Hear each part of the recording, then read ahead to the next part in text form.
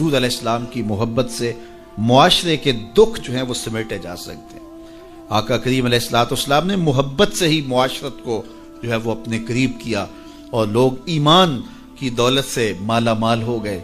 وہ ایک بچہ آیا نا اپنی ماں کے لیے لباس لینے کے لیے، اور پہلے وہ گیا اپنے چچا کے پاس، اس کی ماں بیوہ تھی اور اس کا لباس پھٹ گیا تھا، اور وہ اپنے چچا کے پاس گیا تو اس نے دتکار دیا۔ ماں نے اس کو روکا تھا، بیٹا نہ جانا، لیکن اس نے کہا کہ تیرے بدن کے اوپر جو لباس ہے وہ بھی پھٹ گیا ہے اور جگہ جگہ سے جسم جھلک رہا ہے، تو میں اپنے چچا سے آپ کے لیے لباس لے کے آتا ہوں۔ پھر جو رویہ اس نے اختیار کیا تو واپس روتا ہوا آ رہا تھا، تو کسی نے راستے نے پوچھا کہ کیا ماجرا ہوا؟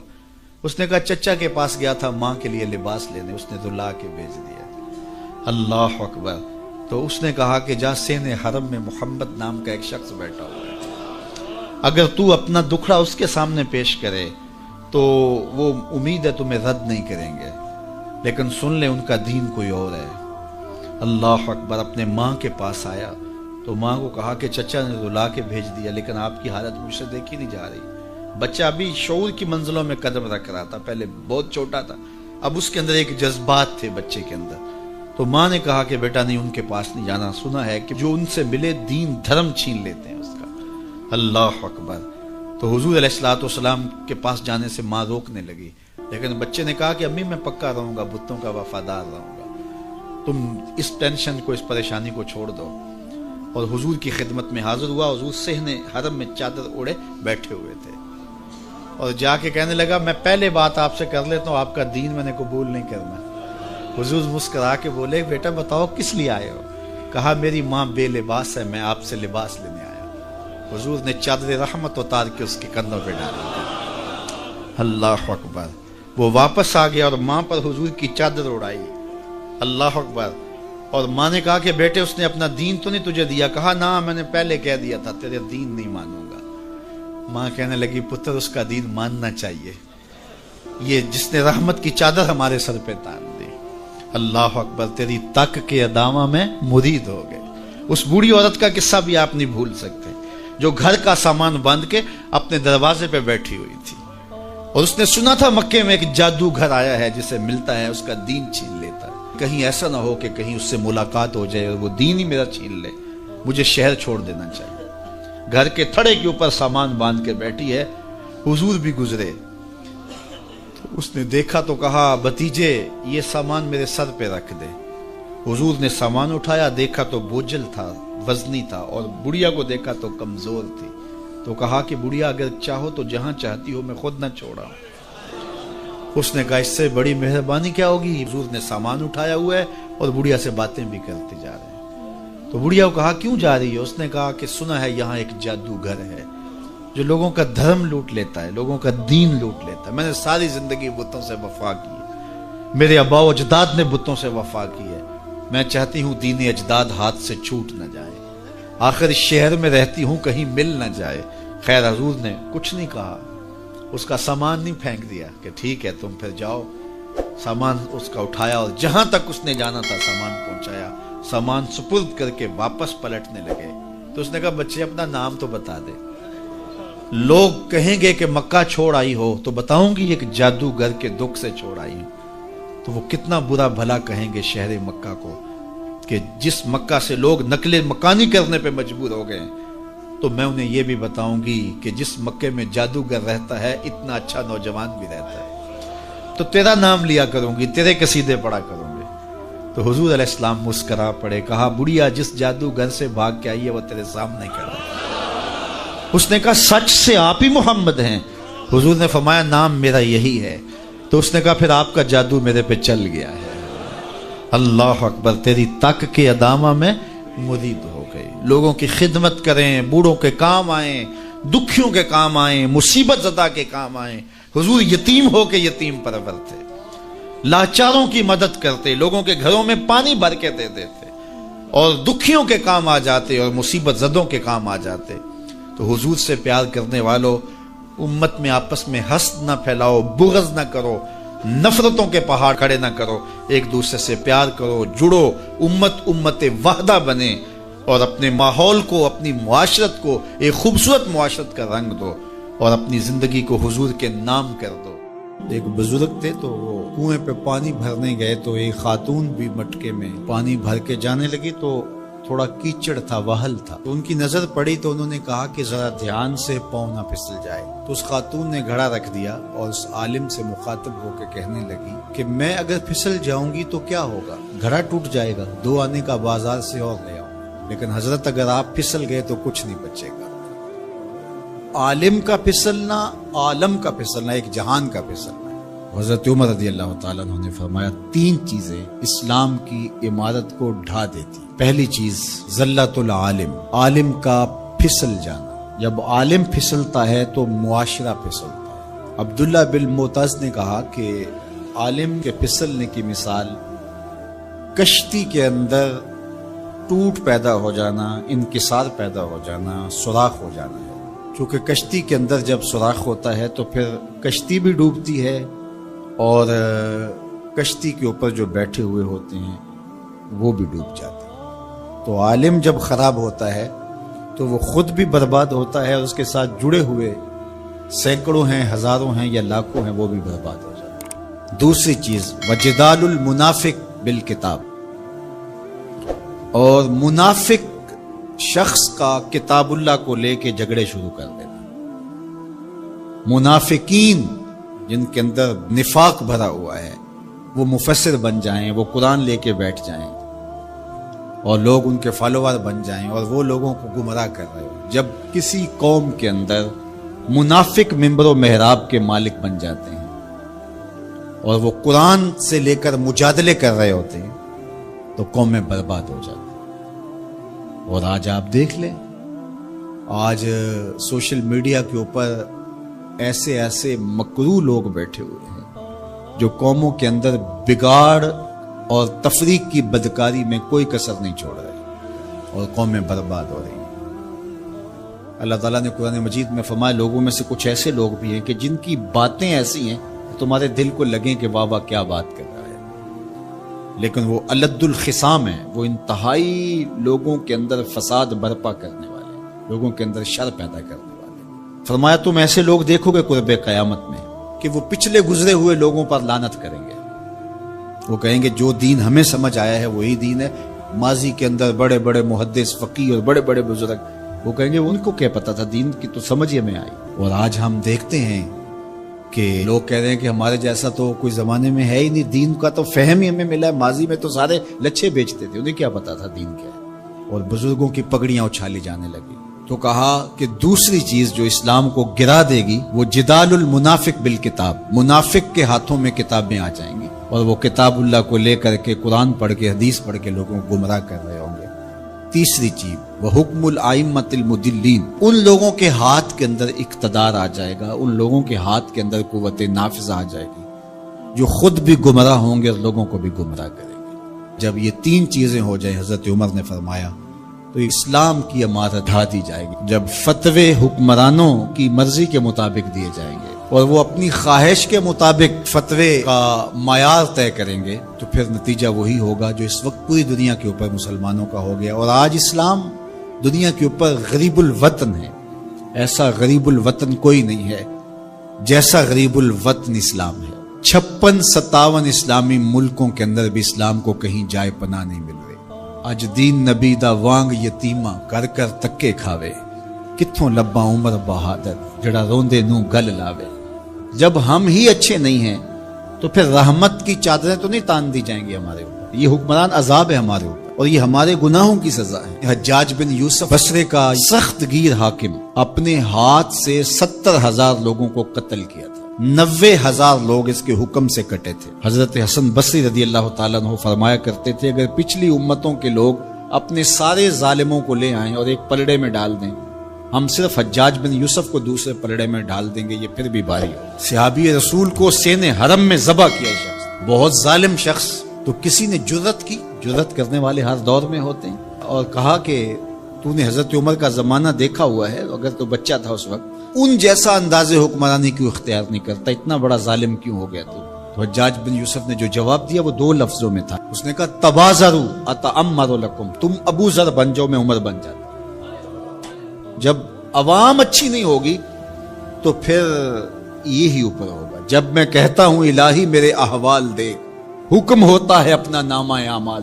اور ایک روایت میں اعمالکم امالکم، تمہارے اعمال ہی تمہارے امال ہیں، جس طرح کے عمل ہوں گے اس طرح تمہارے اوپر مسلط کر دیے جائیں گے. بندہ سمجھتا ہے کہ یہ آ جائے گا تو شاید یہ اچھا ہوگا، یہ آئے گا تو شاید یہ اچھا ہوگا. ایسے کافی دیر پہلے ایک حکومت گئی، پھر اس کی بعد دوسری آئی، تو وہ کوئی صحافی تھے تو مجھے کہنے لگے کہ آپ کیا اس پر کہتے ہیں؟ تو میں نے کہا کہ ہم نے پھولوں کی آرزو کی تھی، آنکھوں میں موتیا اتر آیا. تو یہی ہوتا ہے، جب تک ہم خود اپنے آپ کو صحیح نہیں کرنا چاہیں گے اتنی دیر تک کچھ بھی نہیں ہوگا. اور دوسری طرف یہ جو نظام ہے اس وقت ہمارے اوپر مسلط، ہم وا دل نخواستہ قبول کیے ہوئے ہیں، اور یہ مشق تھی کہ چلو اس کے ذریعے سے کوئی بہتری کا راستہ نکلے، لیکن 70 سال سے وہ کولو کے بیل کی طرح وہی مشق ہو رہی ہے. سیاستدانوں کو تو یہ مسئلہ ہے کہ جمہوریت بڑی مقدس ہوتی ہے، ہمیں تو کوئی مسئلہ نہیں ہے کہ ہم اس کے قصیدے پڑھتے پھریں. جمہوریت ہے کیا؟ اقبال نے کہا تھا کہ یہ راز ایک مرد فرنگی نے کیا فاش، ہر چند کے دانا اسے کھولا نہیں کرتے. جمہوریت ایک طرز حکومت ہے جس میں بندوں کو گنا کرتے ہیں، تولا نہیں کرتے. چاہے ایک طرف 100 گدھے ہو جائیں اور دوسری طرف جو ہیں وہ سمجھدار ترین علماء ایک طرف ہوں، تو وہ گدھوں کی بات مانی جائے گی. جمہوریت تو یہی ہے نا. اور ہم صرف ملک کے معاملات کے اندر جمہوریت کی رٹ لگاتے ہیں، باقی معاملات کے اندر ہم نے کبھی جمہوریت نہیں دیکھی. جب بیٹے کا رشتہ کرنے لگتے ہیں تو گھر کے افراد کو بلا کے، رشتہ داروں کو بلا کے ووٹنگ کرواتے ہیں، یا صرف گھر کے 5-4 وہی جو صاحب الرائے لوگ ہوتے ہیں وہی بیٹھ کے فیصلہ کرتے ہیں. میں اپنے اس ادارے کے اندر جو فیصلہ کرتا ہوں ووٹنگ تو نہیں کرواتا. آپ اپنی فیکٹری کے اندر جو فیصلے کر رہے ہوتے ہیں تو وہاں ووٹنگ تو نہیں کروا رہے ہوتے لوگوں کو. آپ جو بھی معاملات زندگی کے چلا رہے ہیں، رشتے کرتے ہیں بچوں کے، فیصلے کرتے ہیں، کوئی چیز خریدنی ہے، کوئی چیز بیچنی ہے، اس شعبے کے ماہرین کو بلا کے رائے لیتے ہیں، سمجھدار لوگوں کو بٹھا کر کے. اس وقت آپ کی کچن کیبنٹ بھی ہوتی ہے، سب کچھ ہوتا ہے اس وقت. اور یہ ملک اس قدر بے توقیر ہے کہ یہاں آپ اس شخص کی رائے لے رہے ہو کہ جو بریانی کی پلیٹ کے اوپر بک رہا ہے، اور آپ کہہ رہے ہیں کہ اس ووٹ کو بھی عزت ہونی چاہیے، اس کو بھی وقار ہونا چاہیے. کیا بات ہوئی آپ کی؟ ہماری تقدیر اگر بدل سکتا ہے تو وہ نظام محمد صلی اللہ علیہ وسلم بدل سکتا ہے. نظام خلافت ہماری تقدیر بدل سکتا ہے. ہم مشق کرتے رہیں، جو بھی کرتے رہیں، کچھ نہیں ہونے والا. ماضی میں کتنی حکومتیں آئیں، بدلی، اب ایک حکومت آئی، اب یہ بھی شاید جانے والی ہے، قصہ تمام ہونے والا ہے. پھر اس کے بعد کیا ہوگا؟ یہاں ایجنسیوں کے لوگ بھی موجود ہیں. میں میسج دیتا ہوں، کوئی ملک کے اندر سے سنجیدہ لوگوں کو اکٹھا کرے. 22 کروڑ کی عوام میں سے کوئی 100 آدمی بھی نہیں ملے گا جو دیانتدار بھی ہو، خیر خواہ بھی ہو اس ملک کا، اور باصلاحیت بھی ہو. ان لوگوں کو بٹھائیں اور کوئی 10-15 سال کے لیے ان کے سپرد کریں ملک، کوئی معاملے سیدھے کریں. غریب کے لیے تو زندگی اتنی تنگ ہو گئی ہے کہ خودکشی منع ہے شریعت میں، ورنہ لوگ خودکشی کر لیں. یہ حالات اگر یورپ میں ہوں، دیگر ممالک میں ہوں، تو وہ تو اجتماعی خودکشیاں کریں. یا ہمارا مذہب ہمیں روک رہا ہے اور ہم برداشت کر رہے ہیں اور صبر کر رہے ہیں. ہمارے مذہب نے ہمیں صبر کی تلقین کی ہے. ورنہ آپ گھر سے نکلتے ہیں، کوڑے کے ڈھیر پڑے ہوئے ہیں جگہ جگہ. لوگوں کے رویے کتنے کھردرے ہو گئے. رشتہ داریوں کے اندر باہمی الجھنیں، لڑائیاں، شر فساد، ایک دوسرے کی ٹانگیں کھینچنا. گلیوں بازاروں سے لے کر کے آپ اوپر کی سطح تک چلے جائیں، یہ معاشرہ نہیں رہا. یہ بے ہنگم ہجوم ہے، یہ وحشیوں کا ایک طبیلہ بن گیا ہے. انسانیت نام کی چیزیں تقریباً رخصت ہو چکی ہیں. یہ زندگی گزاری نہیں جا رہی، زندگی گھسیٹی جا رہی ہے. ہم اپنی لاشیں گھسیٹ رہے ہیں. زندگی میں طمانینت، سکون نام کی کوئی چیز ہی نہیں ہے. ہر بندہ ہاتھ ملاتے ہوئے دوسرے سے ڈر رہا ہے کہ پتہ نہیں یہ میرے ساتھ کیا کرنے والا ہے. یہ تو وحشیوں کا معاشرہ ہوتا ہے، انسانوں کا معاشرہ تو نہیں ہوتا. لوگ غریب سے غریب تر ہو رہے ہیں، اور چند لوگوں کے پاس دولتیں اتنی ہیں کہ ان سے شمار ہی نہیں ہو رہی. اور نفس کی کمینگی بھی ختم نہیں ہو رہی. کھا گئے لوگوں کو، لوٹ کے لوگوں کا خون چوس گئے. وہ کبھی آپ نے کوا دیکھا ہے جو بچے کے ہاتھ سے بھی روٹی چھین لیتا ہے؟ یہ ہمارے جو بچے ابھی پیدا ہونے والے ان سے بھی روٹی چھین چکے ہیں، اور آگے ان کی نسلیں ہماری آنے والی نسلوں کی روٹی چھیننے کی تیاریاں کر رہی ہیں. تو ہمیں اپنے آپ کو صحیح کرنا ہوگا. اور میں مشورہ دیتا ہوں، میری یہ باتیں ضرور پہنچائیں کہ خدا را رحم کیجئے. جو اپنے بند کمروں میں بیٹھے، انہیں نہیں پتا کہ لوگ کس طرح سسک کے زندگی گزار رہے ہیں، کیا اذیت ناک زندگی ہے لوگوں کی. تو اس لیے خدا را اس ملک پر رحم کھائیں. جن کے پاس قوت نافذہ ہے وہ ضرور اس کو استعمال کریں، اور کوئی ایسا فیصلہ کیجئے کہ جو یہ پوج مردہ معاشرہ پھر سے جی اٹھے. اور وہ ایک ہی راستہ ہے، اور وہ راستہ میرے حضور کا دیا ہوا راستہ ہے. اور صحابہ پھر حضور کے در پاک کو دستک تک بھی نہیں دیتے تھے. جب حضور سے ملنا ہوتا تو آ کے دروازے پر بیٹھ کے درود پڑھتے رہتے. حضور جب خود آتے تو کوئی بات کہتے، انتظار کرتے رہتے۔ اور آقا کریم کا طریقہ بھی یہ تھا کہ جب حضور گھر تشریف لے جاتے اور حضور نے فوری پلٹ کے واپس آنا ہوتا تو حضور اپنے نالین باہر اتار دیتے۔ یہ سائن تھا اس بات کا کہ رکیے، حضور ابھی آ رہے ہیں۔ اور حضور نے اگر استراحت فرمانی ہے، ابھی نہیں آنا، تو حضور نالین سمیت چلے جاتے۔ حضور بھی خیال رکھتے تھے کہ کوئی دیر تک نہ بیٹھے، اب تشریف لے گئے ہیں، دیر کے بعد آئیں کہ کوئی کام کر لیں، کھانا کھا لیں، چلے جائیں۔ لیکن حضور نے اگر فوری پلٹ کے آنا، چند لمحوں کے لیے گئے ہیں گھر، 10 منٹ کے بعد پھر آئے، تو حضور نالین دروازے کے ساتھ ہی اتار کے چلے جاتے۔ نالین کو دیکھ کر صحابہ جان لیتے کہ ابھی حضور آئے۔ کہا اتنی دیر تک نالین دیکھتے رہو، قدموں کے نشان ڈھونڈتے رہو، مصطفیٰ جان رحمت آنے ہی والے ہیں۔ اللہ اکبر، تمہاری نظریں نبی کے نالین پہ لگی رہیں۔ امام بخاری نے ادب المفرد کے اندر صحابہ کے اس منظر کو بیان کیا ہے۔ کہتے ہیں کہ صحابہ حضور کے دروازے پہ پھر دستک نہیں دیا کرتے تھے، اور اگر کبھی ناگزیر حالت ہو جاتی، دستک دینا پڑ جاتا حضور کے دروازے پہ، تو پھر ان کا طریق کیا تھا؟ کہتے ہیں کانت تقرہ ابواب النبی بالاظافر، صحابہ اپنی انگلیوں کے ناخنوں کے ساتھ حضور کی دہلیز پہ دستک دیا کرتے تھے، ہولے ہولے حضور کی دہلیز پہ دستک دیا کرتے تھے۔ تو مولا علی قاری فرماتے ہیں کہ ناخنوں سے دستک کیوں دیتے تھے؟ اے دربن خفیفن و دکن لطیفن تعظیمن و تکریمن و تشریفن۔ یہ صرف اپنی بے تابی کا اظہار تھا کہ ہم کھڑے ہیں، یہ ادب ہے ان کا، یہ محبت ہے ان کی۔ اللہ اکبر۔ حضرت ابو ہریرہ نے ساری زندگی کمان کو بے وضوحات نہیں لگایا۔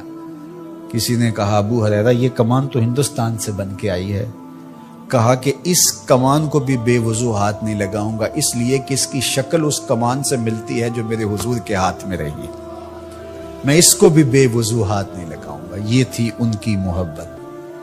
ایک صحابی حضور علیہ السلام کا ایک فرمان بیان کرتے ہیں اور کہتے ہیں حضور نے ایسے انگلیاں اٹھائیں اور بتایا، اور ایک دم کہا یہ میں صرف تمہیں بتانے کے لیے کہہ رہا ہوں، ورنہ میری انگلیاں حضور کی انگلیوں سے چھوٹی ہیں۔ اللہ اکبر۔ کہا یہ جو میں نے کہا نا حضور نے یوں انگلیاں اٹھائیں، یہ میں تمہیں بتانے کے لیے، مسئلہ سمجھانے کے لیے، میری انگلیاں حضور کی انگلیوں جیسی نہیں ہیں۔ اللہ اکبر۔ حضرت عباس بن عبد المطلب سے کسی نے پوچھا کہ آپ بڑے ہیں یا حضور بڑے ہیں؟ عمر کے بارے سوال کیا، کہا سال زیادہ میں نے گزارے ہیں، بڑے حضور ہی ہیں، بڑے حضور ہی ہیں۔ یہ تھا ان کا ادب، یہ تھی ان کی محبت۔ آپ اگر مجھے پوچھیں کہ دین کیا ہے تو میں اقبال علیہ رحمہ کا لہجہ ادھار لوں گا۔ انہوں نے کہا دین سراپا سوختن اندر طلب، انتہائش عشق آغازش ادب۔ طلب محبوب میں تڑپنے کا نام دین ہے، ادب سے شروع ہوتا ہے، عشق پہ ختم ہو جاتا ہے۔ جو دین ادب سے شروع نہ ہوتا ہو اور عشق پہ ختم نہ ہوتا ہو، وہ دین ہی نہیں ہے۔ میں ان تھوڑے جملوں میں آپ کو بہت کچھ کہنا چاہ رہا ہوں۔ آپ پوچھتے رہتے ہیں، مسائل پوچھتے رہتے ہیں، میں 2 لفظوں میں آپ کو بتا رہا ہوں۔ جو بھی دین ادب سے شروع نہ ہوتا ہو، عشق پہ ختم نہ ہوتا ہو، وہ دین نہیں ہے، کوئی اور ہے۔ عشق ہی ابتدائے ذات، عشق ہی انتہائے ذات، عشق نہ ہو تو شرح دین بت کدا تصورات۔ کسان سب سے اچھے دانے سنبھال کے رکھتا ہے، جو بیج ہوتا ہے وہ سب سے بہتر ہوتا ہے، اس کو زمین میں دانہ ڈالتے ہوئے کوئی جھجک نہیں ہوتی کہ مٹی میں دانے رول رہا ہوں، اس لیے جھجک نہیں ہوتی کہ وہ اپنی آنکھوں سے کئی بار مشاہدہ کر چکا ہے کہ میں ایک دیتا ہوں، اللہ کئی عطا کرتا ہے، اس لیے وہ اچھے دانے زمین میں ڈالتا ہے۔ کوئی کسان ایسا تو نہیں کرتا کہ مریل بیج ڈال دے، وہ کہتا ہے ساری محنت ضائع چلی جائے گی۔ تو اسی طرح تم راہ خدا میں دو تو سب سے اچھا دو، یہ نہیں ہے کہ جو سب سے کمزور ہے وہ تم اللہ کی راہ میں دے دو۔ یہ ہم نے ایکسپورٹ کوالٹی نکال لی، باغ سے پھل توڑا، یہ ایکسپورٹ کوالٹی ہے، یہ دوستوں کے لیے تحائف تیار کر، یہ گھر والوں کے لیے، یہ ہم منڈی میں بھیج رہے ہیں، اور باقی جو آخر میں رہ گیا کمزور سڑا ہوا اس کا ڈھیر لگا دیا، یہ غربا کے لیے۔ اللہ تعالیٰ فرماتا ہے اگر تمہیں اس طرح کا دیا جائے تو تم اس کو قبول کرو گے؟ لستم بآخذی ہے، تم کبھی بھی اس کو قبول نہیں کرو گے۔ تو فرمایا اللہ بھی غنی ہے، اس کی راہ میں ردی کیوں دیتے ہو؟ اللہ کی راہ میں سب سے اچھا دو۔ یہ تو پکی بات ہے، جس نے اللہ کے گھر کی تعمیر کی، اللہ اس کے لیے جنت میں محل بناتا ہے۔ اور یہ لازمی نہیں ہے کہ کوئی بہت بڑی جامع مسجد بنائی، بلکہ تتر کے گھونسلے کے برابر بھی اگر کسی نے مسجد بنائی، تتر کا گھونسلہ پوری اینٹ کا بھی نہیں ہوتا، آدھی اینٹ کا ہوتا ہے۔ دوسرے لفظوں میں کہیں، جس نے کسی مسجد کی تعمیر میں آدھی اینٹ دی، اللہ اس کا محل بھی جنت میں بناتا ہے۔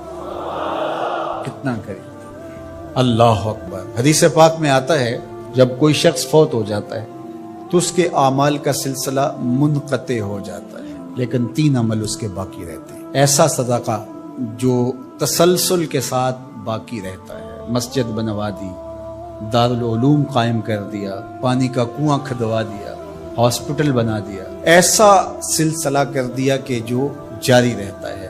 دوسرا، او علم ينتفع بہ، یا ایسا علم جس سے لوگوں کو نفع پہنچے۔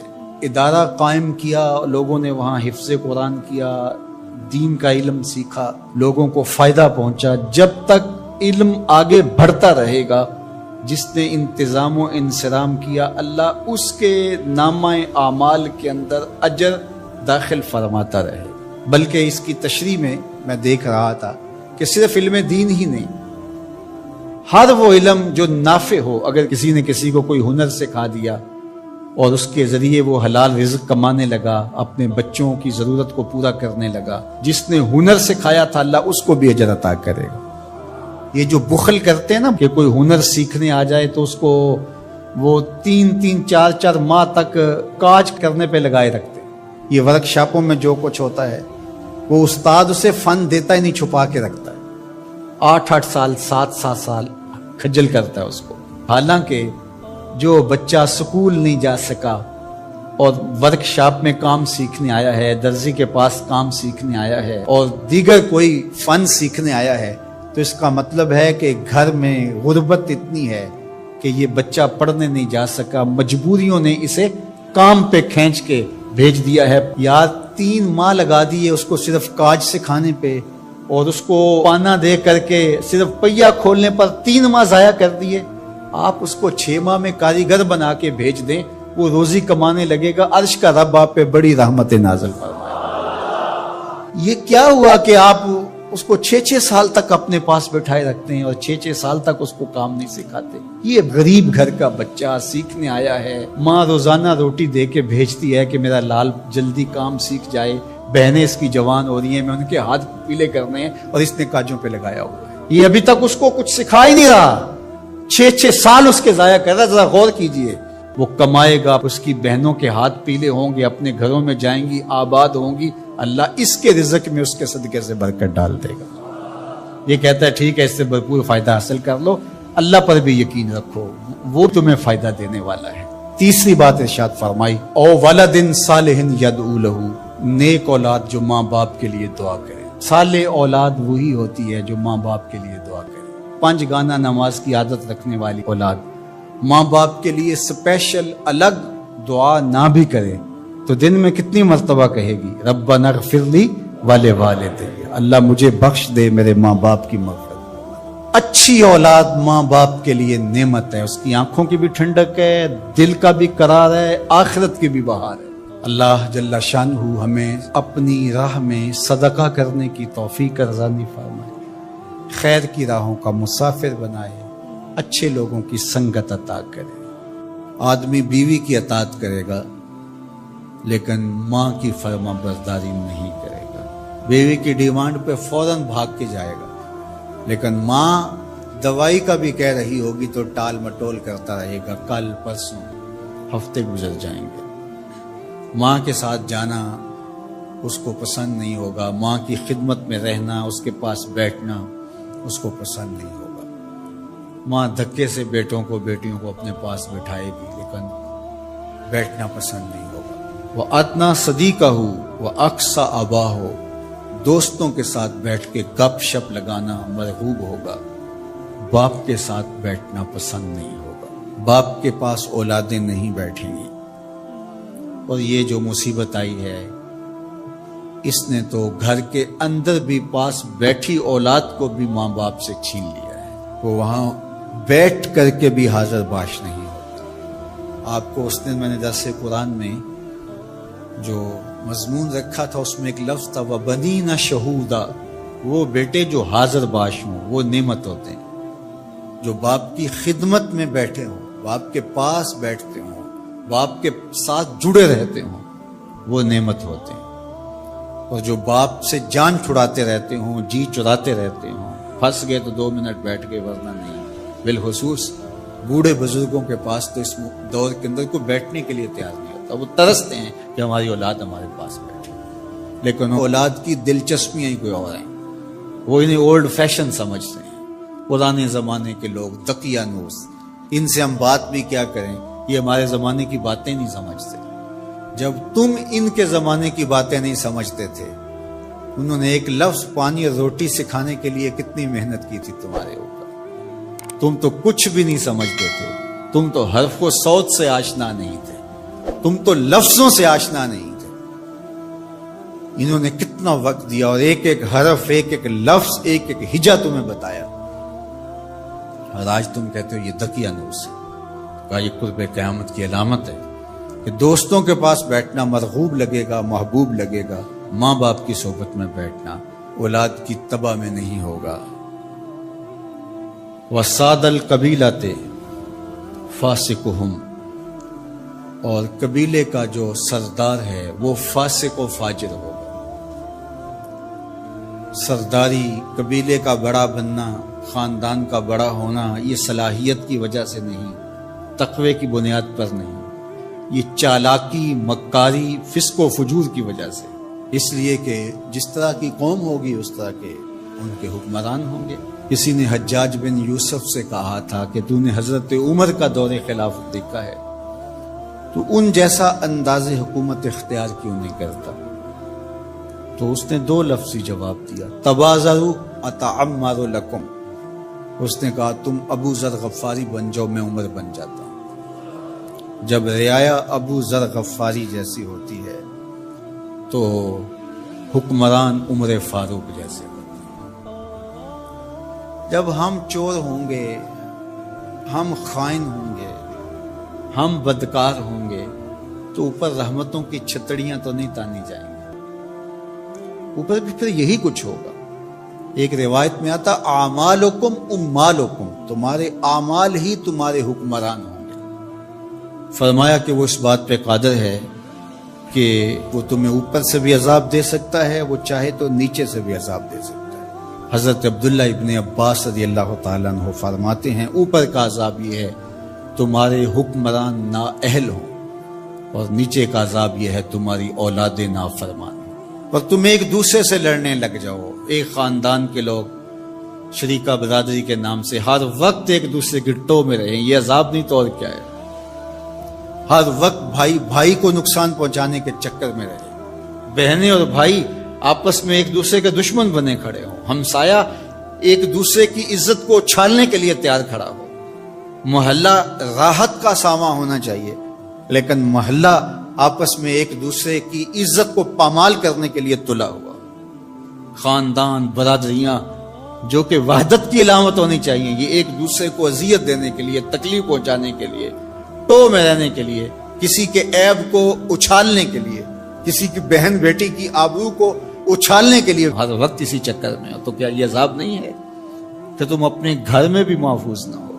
خاندانی لڑائیاں، شریکہ برادریاں، ان کی باہمی لڑائیاں، یہ فرقوں کی لڑائیاں، سیاسی جنگ و جدل، یہ کیا ہے؟ یہ اللہ کے عذاب کی ناراضگی کی صورت ہے. اللہ تعالی ہمیں سچی توبہ کی توفیق دے.